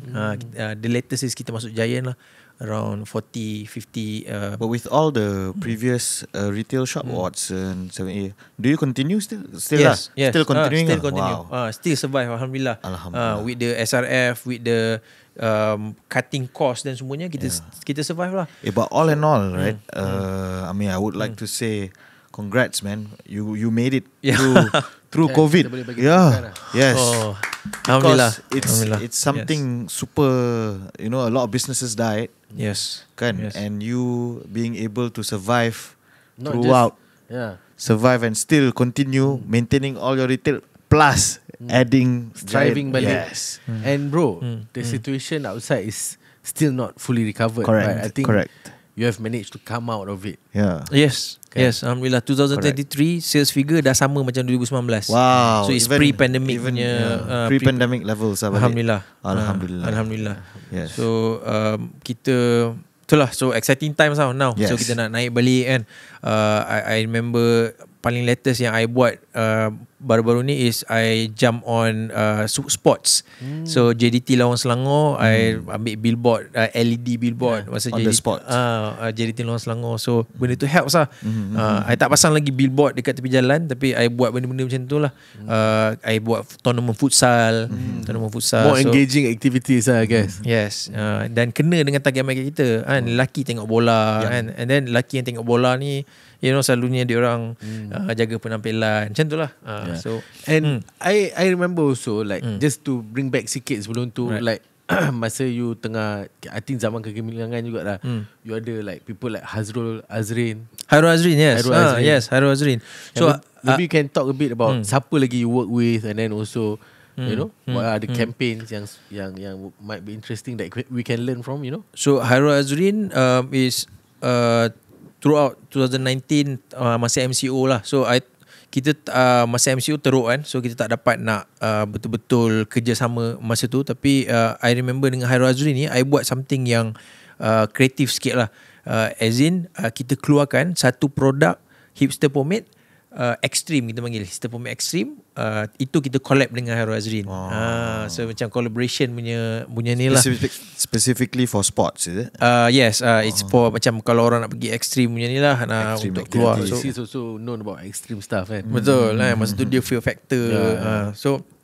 So kena lah masa tu. And then sebab apa Hairul Azrin enggak is masa tu sekarang pun in fact ramai orang idolize, ramai guys atau men idolize him lah kan. Dia punya dengan buat badan dia kan, dengan dapat bini pun hot lah awal lah kan. Dia masa tu top lah bro. Kucing dia pun orang follow. Serius? Kucing dia orang follow. Anak dia pun bro. Yes. Oh, you did the collab. Do you see a spike in your sales? Masa tu lah kira tak sempat sangat sebab 2020 pandemic tu. Okay. So masa tu pun demand agak drop. So yelah, so benda tu timing lah tak kena kan. Dengan Hairul ni timing tak kena. Tapi future adalah benda yang kita plan. And then I remember masa pandemic tu, antara benda mungkin yang betul yang I buat adalah I divert sikit, I buat serum. Sebab I remember that Phenomena. Phenomena. Yes, Phenomena serum. So I remember the idea also. Yeah. Masa tu kita when I first met you, you were talking about it. And then I saw. Yes. Kenalah Macam lion punya logo. Betul. Right? The logo. Betul. And benda tu memang kenalah masa pandemik sebab orang tak pakai men's grooming product, tapi orang pakai untuk serum lah, untuk betulkan rambut dia dekat rumah kan. You pivoted lah. Pivoted sikit lah kan. Pivoted sikit. So that support jugalah. Benda tu support juga. So itulah pengalaman I masa pandemic and how I go out from it. Alhamdulillah survive dan itulah sekarang ni. Maybe you can talk a bit about 2023. What happened? 2023 Alright. So 2023 kita dah, macam saya cakap tadi, sales dah back to pre-pandemic. Alhamdulillah. Alhamdulillah. So kita boleh keluar kereta baru lah. Tapi itulah 2023 ni I think because we gone through the lowest phase of the business of my life as well. Kita jadi banyak benda yang kita belajar lah. Banyak benda I nak share lah. Benda-benda yang antara benda yang I belajar adalah one, jaga you punya OPEX, jaga you punya Fixed cost, right? Yes, operating cost you. Sebab you tak tahu sekarang ni lagilah uncertain dengan wars, dengan you know apa pandemik lagi, apa yang dekat China sekarang ni. So you kena jaga you punya operation cost. So OPEX you ni means macam mana? Okay, macam mana is kalau tak perlu tak payah. Kan? Kalau boleh outsource. Kalau boleh you utilize teknologi, contohnya Canva sekarang, apa AI apa semua kan, guna.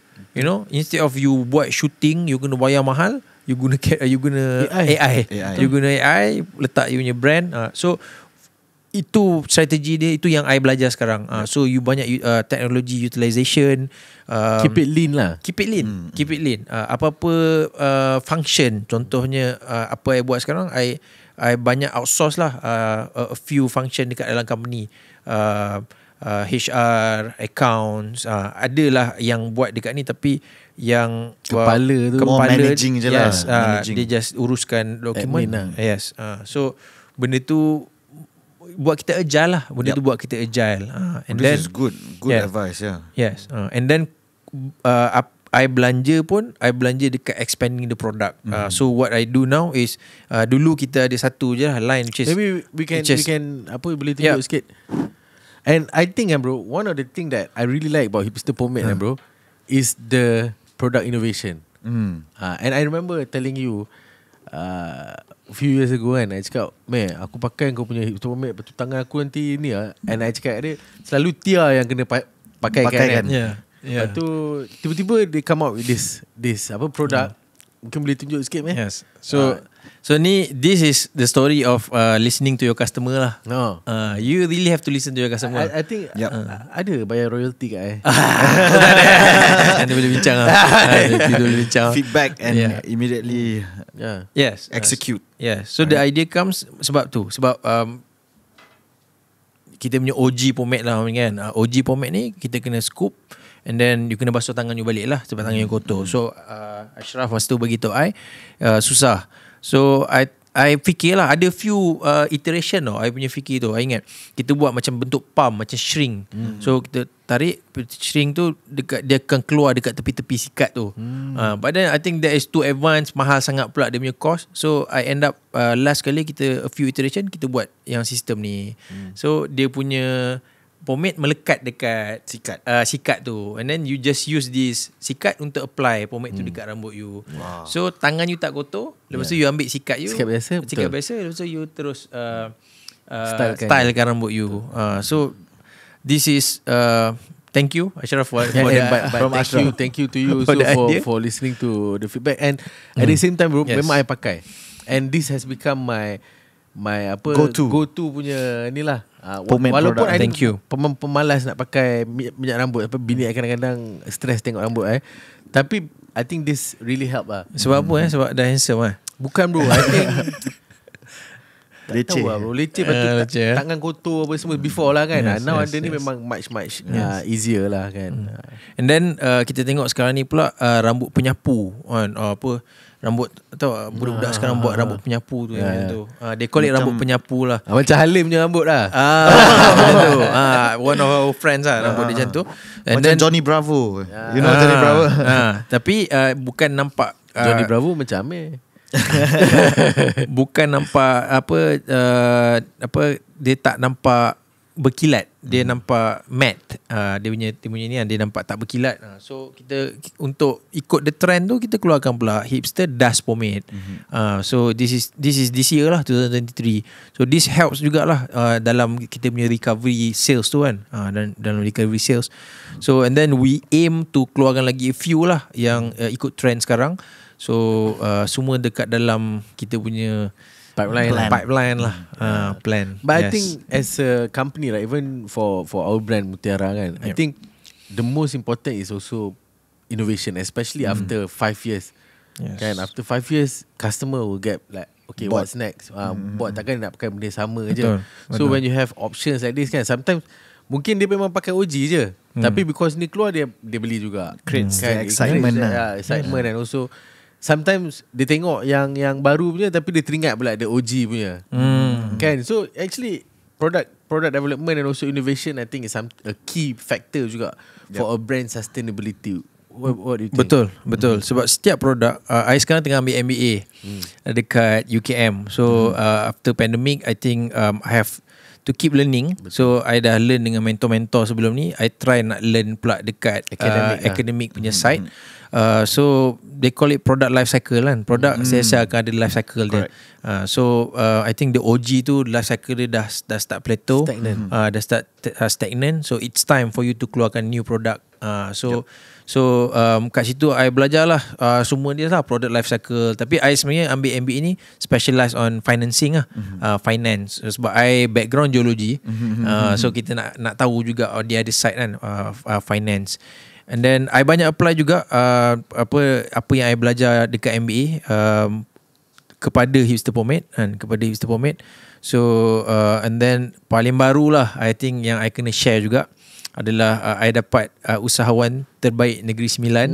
Usahawan tekun terbaik Negeri Sembilan. Tapi still bro belah nilai juga bro. I think Subang dan juga Selangor tak iktiraf lah. So I think so memang dia betul-betul buat nama lah kat sana. Dapat award lah 2023. Dapat nama kat nilai.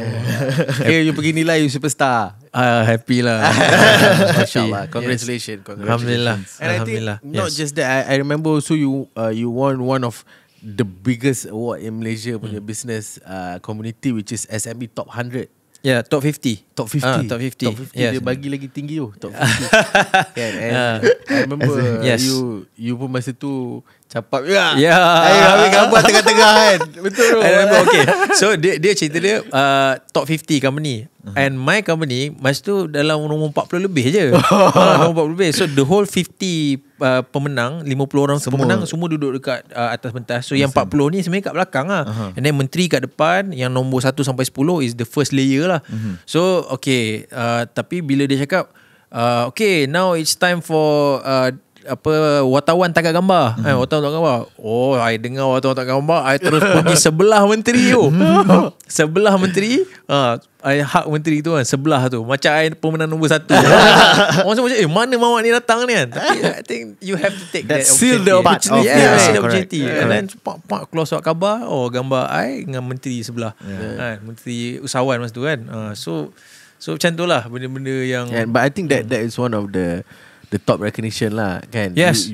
They went through. I think we were also one of the company yang they shortlisted juga. So I remember they coming to the office. Yes. They buat scoring. Dia ada banyak steps lah towards before getting best the award. sebab dia involves Deloitte.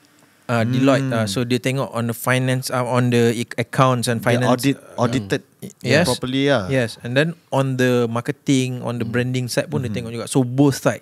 I pun alhamdulillah pernah menang yang the branding side tu, My IPO punya anugerah emas. Anugerah emas 2018 I menang.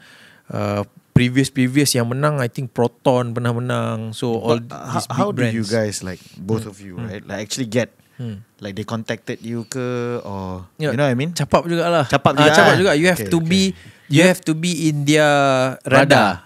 You have to be in their radar. To be in their radar, pergi dia punya events and stuff like that. Join dia punya booth, networking punya benda. I sampai sekarang I ada semua WhatsApp. So apa-apa yang kita ni kita update je lah. Di pegawai-pegawai, kita buat ni, kita buat ni. Just you know, just to be in their mind. Yes. Understand.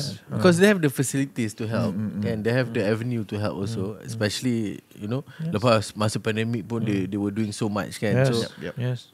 And then it feels good to win lah. Yelah. Dapat award ni recognition lah. Recognition. Dia burn, dia motivate you more. But to be fair, without the award also, I think Hipster Pomade has become one of the iconic brand of Malaysia. Even before I met you, I don't use pomade kan, tapi I know about it because it's everywhere kan. So I think you have I think you should be proud of what you have accomplished in this industry itself. And it's not easy, bro, because you look at your competitors, they are multinational, and they have billions, you know, millions, billions punya financial backings kan. But you as SME, orang Melayu, budak kita, anak cikgu, anak custom kan, but can actually sampai to that level kan. How do you feel? Alhamdulillah, syukur kan. Bila kita dapat, kita syukur. And then proud juga. I feel proud. Alhamdulillah kita dapat sebaris dengan multinational. Bila I masuk Watson tu, tengok brand-brand L'Oreal lah, apa benda, Gatsby, and then ada Hipster Pomade kat situ. I feel proud. And then I juga nak cakap thank you lah dekat seluruh rakyat Malaysia yang support Hipster Pomade daripada dulu sampai sekarang. Thank you so much. Thank you for your feedback. Thank you for your maybe kita dapat juga some criticism kan, but then we build on that. Kita improve. So and finally I think happy lah. Happy, motivated to do more, motivated to achieve more. Telling about that, I think I nak cerita jugalah, ada satu lagi venture. Hipster Pomade is Hipster Pomade. I mean, we are still expanding the brand, we are still expanding the market. But I think it's also important to for us to know lah, what is it for you in the next 10 years? Yes, alright. So for the brand dulu For the brand, for yourself, alright. Maybe for your new ventures. Okay. So for Hipster Pomade, it's going, macam yang cakap tadi I ada satu benchmark which is this multinational brand Gatsby. So I would like to be like them, you know, not only sold in Malaysia, the whole Asia and worldwide lah, the whole Asia and worldwide. I think by next year kita nak tengok macam mana kita nak bawa masuk Watson Singapore dulu. You know, Watson Singapore tak banyak sangat, so kita boleh try kita punya ni, and then kita bawa masuk Watson Thailand and Watson and tu pun kena capak Indonesia. dekat Watson kan. Exactly. Bukan senang-senang bro, you have to exactly. So kita ada success story dengan Watson di Malaysia. So dia macam yalah, ada senang sikit lah. Adalah tapak tu, tapak ke depan. So of course itu akan memerlukan lagi bigger funding. Honestly, I have no idea macam mana kita nak kena buat company ke kat sana, buka syarikat kat sana, and then so that's gonna be a new challenge lah untuk Hipster Pomade. New markets for Hipster Pomade in retail. In retail globally. Yes. Global kita pergi insyaAllah. And then as for myself, alhamdulillah, I think after the pandemic, I start dapat panggilan lah daripada kawan-kawan I yang dalam oil and gas. So diorang ni diorang cakap, "Man, kau dah buat bisnes lama ni kan. Kita orang ada idea ni. Kan. Dan tapi kita orang tak tahu macam mana nak move forward with this idea. So kita orang jumpa lah. So we met and then the idea turned out to be dah terus jadi company. Kita orang terus buat satu company. I have an oil and gas company now, and it's a serious business. Dah setahun we achieve our first million already. First million already. Sebab oil and gas ni dia susah sikit. Dia tak macam jual produk, sebab dia bukan more to direct. business to business. Betul. Contracts. Yes, and then you kena ada license, Petronas punya license. Tapi sesuai lah untuk you suka capap. So alhamdulillah, the company name is Fast Tools. Fast Tools Sdn Bhd. So what we do, basic layman term, is we rent tools untuk oil and gas activity, such as well testing lah. Well testing ni, you dah tebuk well tu, you dah gali, you kena test lah berapa banyak nak keluar, berapa dia punya oil, berapa condensate, berapa gas. So the equipment tu kita sewakan. That's for the start. You buy lah. the equipment and then you sewakan. Betul. So in order to do that, you have to know what the right equipment to buy. So through our networking. Big investment? Kita start 250, $250,000 lah. 250. So kita ni, dan kita dah grow lah sekarang, and kita punya revenue 1 million. Next year we are looking to 3 million insyaAllah. 3 million. So kita dah line up lah. We get already the right people from the industry. Kita dah ni. So Fast Tool ni dia game lain sikit. Game yang I belajar dekat MBA lah sebenarnya kan. So game you set up the right structure. You akan nak kena buat fundraising, first round, second round. Which I tak buat pun, tak pernah buat pun dekat Hipster Pomade kan. Kita pinjam dekat SME Bank dan sebagainya. Ni lain sikit lah. And then to see that it is working, maksudnya the proof of concept tu dah jadi. Kita beli tools tu, dah orang dah sewa dah tools tu. And then dah ROI pun tools tu. Tools tu dah ROI. All within 1 year. All within 1 year. So dan kita dah beli tools baru untuk disewakan. You know, the proof of concept already there. So happy, alhamdulillah, untuk tu. And then myself, I ambil MBA, graduate. Siapakah Amir Syakirin dalam masa 10 tahun? Dalam masa 10 tahun. So honestly, I suka I ambil MBA is a good experience for me. I rasa macam best juga. You learn this new thing, and then you kena buat assignment, you kena berfikir untuk selesaikan masalah. And then MBA ni untuk, yalah, sebab I dulu ambil degree, so dia lebih banyak interaction sebenarnya. You kena banyak discussion, you kena presentation, so banyak dia aktiviti lah. Banyak aktiviti. Dia bukan sekadar exam dan ni. So lebih banyak interaction, discussion, presentation. So practicalnya ni lah. Practical. So and then you belajar tu lagi mendalam lah kan, lagi mendalam. So I like it. So I cakap, I habis MBA ni, I akan nak sambung PhD insyaAllah. Dr. Amir Syakirin. Yes, to position myself as an expert in entrepreneurship and economy. So that insyaAllah, while running my business, I can actually contribute back. Become become an advisor or board of member For Tekun, for example. for GLC or for government body. But I think it's by that important time, yes. for these agencies to have point of view from insiders yang buat Buat business. business, yeah. Betul. Not just from the Yes. policy makers and Yes. also just from the ones yang professionals running it, but also the insights of what the real entrepreneur hadap. Betul. Kan? And I think Betul. that would also help a lot in terms of policy making in Yes. future juga kan. Yes. So kat situlah I nampak. So I want to contribute to policy making for entrepreneurship, for economy, because I see Malaysia, the Malaysians lah, as a whole, kita entrepreneurship tengah on the rise sekarang. And then Especially bangsa Melayu kita. especially bangsa Melayu, dah start terbuka lah. Dulu macam kau kena kerja lah, kerja. But you be surprised, you know what? Because I think macam dulu kita dengar ayahanda Tun kita selalu cakap Melayu ni malas, Melayu ni susah buat business, you know.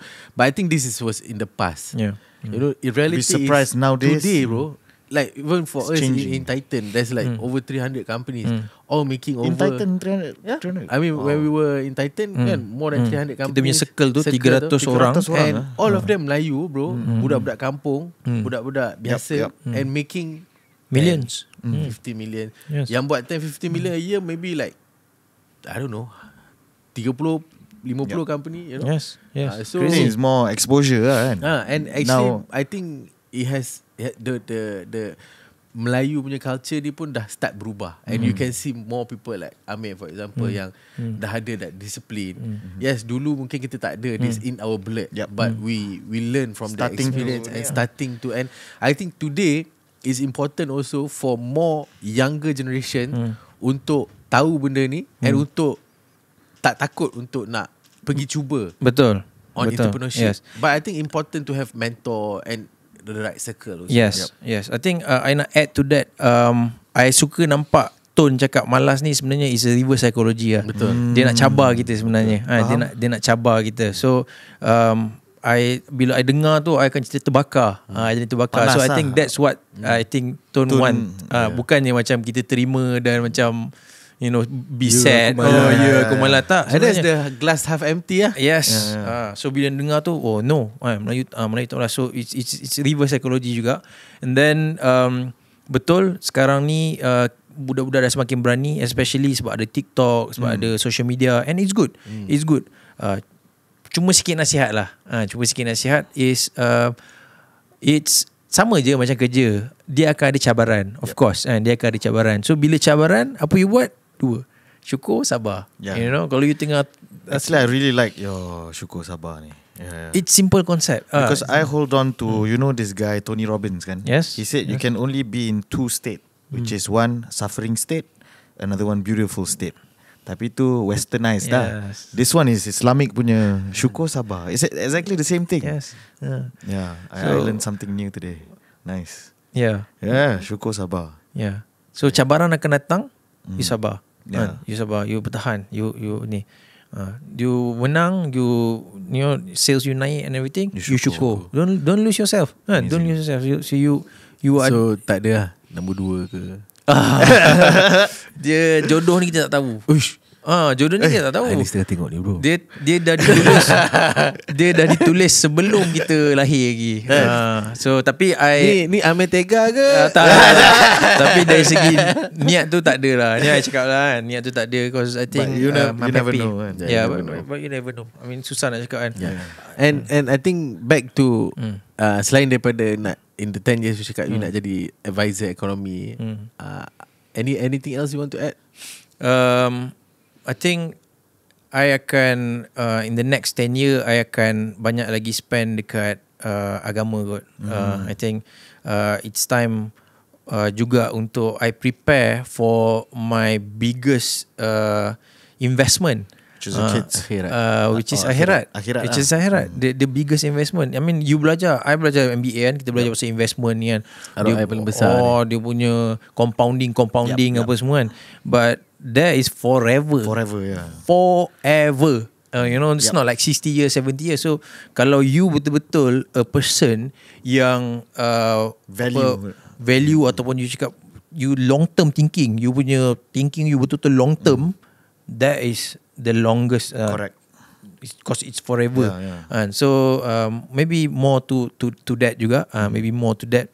I suka lah. I dengar ada seorang cikgu I pergi sekolah hari tu. So jumpa seorang cikgu I ni, dia dah pension. So apa dia buat is dia ambil masa 3 bulan pergi Egypt and belajar Quran dengan syekh kat sana tau. Macam wow. So dia kata 3 bulan tu dia baca Quran je dekat Egypt tu. And then balik tu dia dah boleh, dia cikgu, dia bukan cikgu agama pun, dia cikgu kemana hidup something. So dia balik tu dia dah boleh mengajar pula. And then I teringatlah pasal hadis. Ada satu hadis Rasulullah SAW begitu. The best people adalah orang yang belajar Al-Quran dan mengajarkan Al-Quran. So I cakap cikgu I macam, you are the best. You are the best.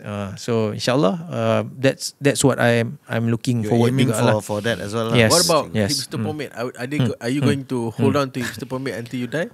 Or you want to exit? Or what? It depends. I think it depends. I ada. Are you open to exit? I belajar yang you tak boleh sentimental terhadap towards your business. It really depends. Kalau there's a good offer come by at the right time, at the right price, at the right place, I tak boleh be sentimental. Tan Sri Vincent, Crisis, please. The offer 7-Eleven semua dah masuk. It's a plug and play business. Plug and play, and also maybe I can be involved in this whole transaction. Yes, Mutiara lagi. But you guys are ready. You guys are ready. Yeah. Mutiara, we are not in retail yet, but you guys are in retail, and I feel like, I don't know, maybe it's a good option, but of course I think it's to also find a partner that can help you scale lah. Betul. Not a partner that will surprise you, someone that will help elevate your brand even further, towards the Gatsby level that you want. Yes. And I think it's okay to get partners also and things like that kan. Betul. I think that is the next step lah. Dalam apa-apa business pun, you want to expand, you want to get bigger faster, so you have to get people to support you people to support you. And then investor ni, macam you cakap, it's not just about money, it's about the know-how, it's about the experience yang dia bawa sekali. Synergy the synergy you can have. Kalau just about money, then pergi ambil loan bank. Yes, banyak je orang boleh kasih kan. So Along pun ada. Uncle pun ada. Alright, so I think we have covered quite a lot. And I pun kena bagi I punya syukur juga kepada you for spending your time, for sharing a lot of insights. And I think from this one we can learn a lot kan. But before we conclude kan, I think one last question is, what is your advice to the I mean not just the next generation but to this generation, or in overall lah, general advice to rakyat Malaysia untuk jadi orang yang lebih bermanfaat. First adalah pepatah Islam kan. Don't stop learning lah. So you learn daripada buai sampai ke liang lahat kan. So don't stop learning. So you rasa macam you dah selesa, that is when you have to get a new challenge. Yes, that's the danger zones. You jangan stay dekat dalam you punya rasa selesa. I boleh je tak ambil MBA, Ashraf kan. I boleh je relax je lah. Tak payah nak buka fast tool, I just boleh lift off Hipster Pomade, for the next. Cari girlfriend satu, nombor 2. Betul. That's an option. Yes. But you don't. But we don't. I mean, we challenge ourselves. Kita ambil MBA, kita buka lagi satu oil and gas company, dengan legal punya. Lain sikit oil and gas ni jadi legal. Kita bukan terpaksa, kita dah ambil satu partner lawyer, which is my friend juga. So dia jadi, so kita ada 4 orang director, masing-masing ada kepakaran masing-masing. So legal ada, technical ada, sales ada, business side-nya. don't get comfortable. That's the first one. Once you get comfortable, it's time for you to step out. That's comfortable. You buat lah. Do something. Whatever lah. Buat apa your next venture, ambil MBA. Lepas MBA you boleh buat PhD. Kalau you tak suka ke arah MBA PhD tu, you boleh pergi ke kelas kelas macam mentor Azizan or Tony Robbins, you know. So always 100% agree. Yes, always keep learning, keep moving, keep learning, keep moving. So I think that's the first one. That's the first one. Sebab syukur ni ada orang tersalah konsep juga. Kita syukur lah apa-apa yang dah ada ni, dah syukur where apa, we are right ada. now. Okay lah, syukur. That's not the concept. Konsep syukur adalah you use whatever given to you with your best ability. Ashraf kan, you dah dapat macam ni kan, you dah dapat macam ni kan. Do you use it to your best ability? Kan? Sebab kalau you seorang yang bersyukur, you guna yourself to the best of your ability. So itu maksudnya syukur. Bukannya syukur ni selesa dan macam tu kan. So that's the first one lah. And then sikit lah pasal sentiasa belajar ni. Tak semestinya kena ambil macam yang cakap MBA dan sebagainya. You can just I sekarang ni tengah suka dengar audiobook. I baru sign up Audible. Bukan dia suka dengar je, dia suka share juga. Ya, tahu. Because last time when we first met, right after you were talking about Insta-read. Yes. So I downloaded after that. You were talking about the purple elephant. Purple cow. Purple cow. Purple cow. What's the name? Seth Godin. Seth Godin. Yes. I still remember. So I download after that, but I found a better one. Headway. Yeah. Now the app is similar to Insta-read, tapi actually I was talking all the time in my vlogs that every time I drive to the airport, it's 45 minutes. I dengar Headway, balik Headway. Actually, it's thanks to you, man, for introducing Insta-read. I never knew there were like this summarized version. Yeah, actually, it's actually from you. So thank you. And I think just to add also, I think books is actually benda yang sangat-sangat sacred dan penting dalam kehidupan. And without books, I don't think I would have met you. Betul tak? Because I started learning about self-improvement, and when I started learning about self-improvement, I started to explore about dog apa semua.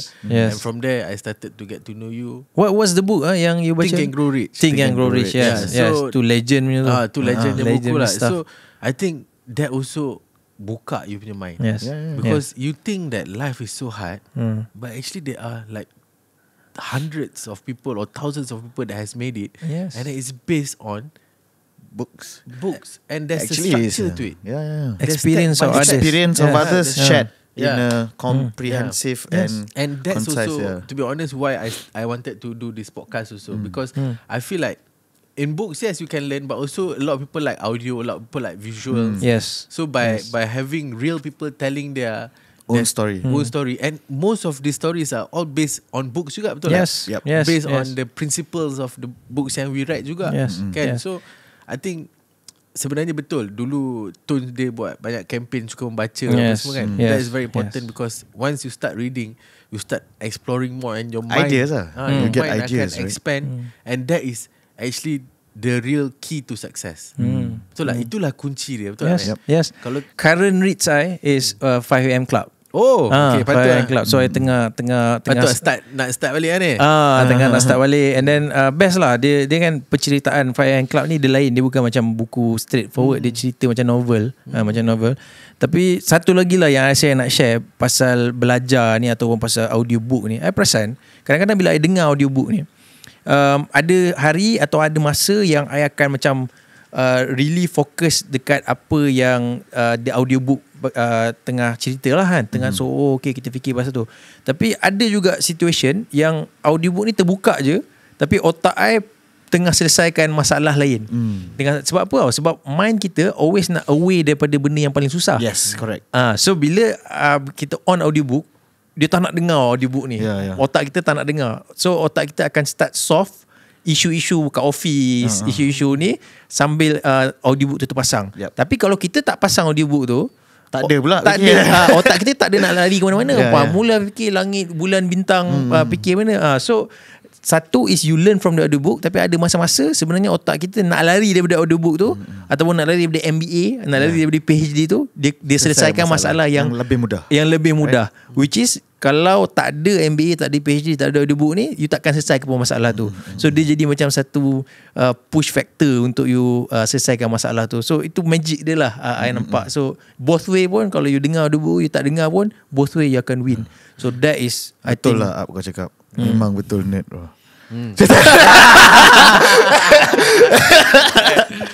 Alright, so with that,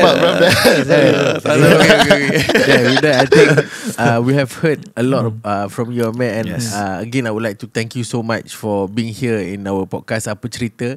Can maybe what has a word or two to say to Amir before we wrap up? I think I repeated myself a couple of times. I'm very amazed by the Syukur and Sabar concept, because I actually applied the Tony Robbins one to my life, but now I'm going to use this instead. So I want to say thank you, congratulations for you passing the whole COVID level ni. And it's been an honor because I actually met you only once, but I didn't realize actually you, in that one small moment up when we sat there tengah dinner tu kan, it impacted my life. Because in Headway itself, I selalu flex lah dengan kawan-kawan. Aku dah baca 300 lebih buku lah bro. And diorang tak tahu yang tu Summarize. Cheese dia tu kau lah. Tengok pasal dia ada monitor dia kan, dia ada dia punya, you know what I mean. So actually that is credit to you as well, because I didn't know it existed. So I'm sure you ada dapat pahala juga. And I'm looking forward to your 10-year punya ni. Maybe we have another session in 10 years time, right? So thank you so much, Amir. Thank you so much. I appreciate your time, appreciate you being open about your life, your story, and I hope the viewers also can learn a thing or two from this whole conversation. Yes. So maybe Amir ada any last word? I would like to say thank you juga, Syukur. Alhamdulillah, thank you for having me, for giving me this opportunity, platform, kesempatan untuk kita bagi manfaat, share benda-benda yang orang lain boleh belajar dalam bentuk santai lah kan, bukan dalam bentuk lecture or something. Tapi bila bercakap dengan you macam ilmuwan. Cakap dengan cikgu. Kita kena buat kat ni lah, KK ke pantai tu, pantai sikit. Dia santai sikit kan. 5 years recap. So thank you so much, and then I think this is a very good platform lah. This is a very good platform. I hope that this can go all the way, jadi satu podcast yang apa cerita yang terhangat di pasaran lah. Amin. InsyaAllah. Amin. Alright, so thank you so much guys. That's it for episode this week. InsyaAllah jangan lupa untuk comment what you think that is good, or what you think could be better. And then like our page or our video, and then subscribe and share. Yes, and share. Tapi also. aku ada tengok satu video dia cakap jangan suruh buat banyak benda, nanti tak buat apa-apa. So if there's one thing you can do, please share the video. Yes. Share dalam group WhatsApp mak-mak, ustaz, rakan sebaya, siapa-siapa lah, just share in all the groups. Share. Yes. Alright, so thank you so much. Assalamualaikum warahmatullahi wabarakatuh.